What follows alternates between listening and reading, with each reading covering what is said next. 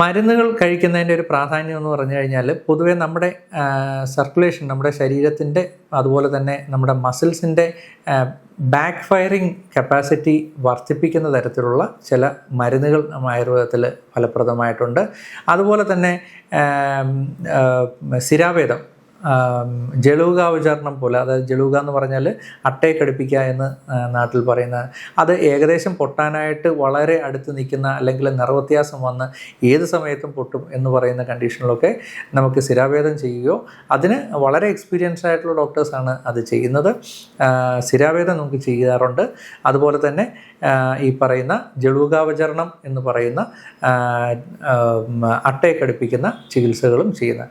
അതിൽ നിന്നുണ്ട് ഇമ്പ്യൂറായിട്ടുള്ള ബ്ലഡ് പുറത്തേക്ക് പോവുകയും, ആ പോകുന്ന സമയത്ത് വെച്ചാൽ പോകുക എന്ന് പറഞ്ഞാൽ വളരെ ലിമിറ്റഡ് ആയിട്ടുള്ള ബ്ലഡാണ്. നമ്മൾ ബ്ലഡ് പോകുക എന്ന് പറയുമ്പോൾ അതിനെക്കുറിച്ച് പേടിക്കേണ്ട കാര്യമില്ല.